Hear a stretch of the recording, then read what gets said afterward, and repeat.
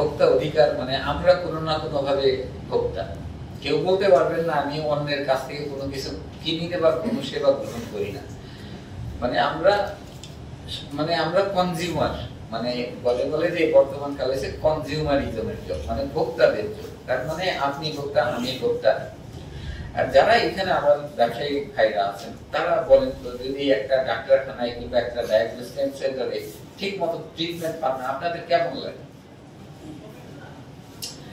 তো আপনি যখন একটা ভোক্তা হয়ে কোনো সেবা বা পণ্য গ্রহণ করেন, আপনি যখন যে মানের পণ্য আপনি চান কিংবা যে মানের পণ্য কেনার জন্য আপনি মূল্য দেন, সেটা যখন পান না, তখন আপনার কেমন লাগে? তো আপনার যেরকম লাগে, আপনি যে ডিসিশনটা নেন, আপনি যখন পণ্য বা সেবা সরবরাহ করেন, ঠিক একই ফিলিংস কিন্তু অন্য জনেরও হয়। মানে আপনারা যদি শুধুমাত্র এই আত্ম উপলব্ধির জায়গা থেকে ঠিক হন, তাহলে পরে এত কোনো সমস্যা হয় না। ভোক্তা অধিকার অধিদপ্তর আপনাদের কাছ থেকে কোনো সুবিধা দিচ্ছে কিনা সে বিষয়টা আপনারা বলবেন, অনুরোধ জানাচ্ছি।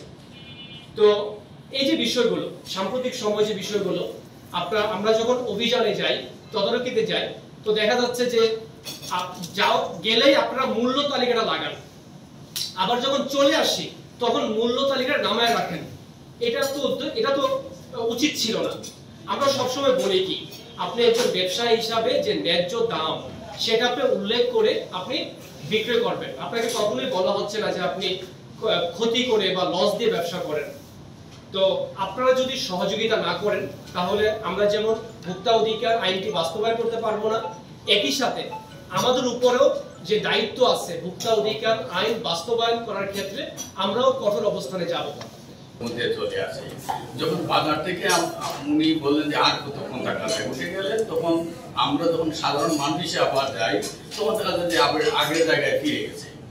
মানে এই যে একটা মন মানসিকতা, আমরা যারা ব্যবসায়ী করি, খুচরাই হোক আর আন্তরে হোক, আমাদের মন মানসিকতা থেকে একটু পরিবর্তন আনতে হবে, যাতে আমরা সাধারণ ভোক্তা বা আমিও যে একজন মানুষ, একটু আগে এডি বলছেন ভোক্তা অধিকারী যে আমি মাংস বিক্রেতা, আমি তো সবজিও কিনি, আমি তো আরেকটা পণ্যের ভোক্তা। যেভাবে যদি আমরা মনে করি, যারা ব্যবসায়ী আছে এরা যদি এইটা মনে করি, তা আমার মনে হয় যে অভিযান এতগুলি চালাতে হবে না। একজন অফিসার কতক্ষণ বাজারে থাকবে?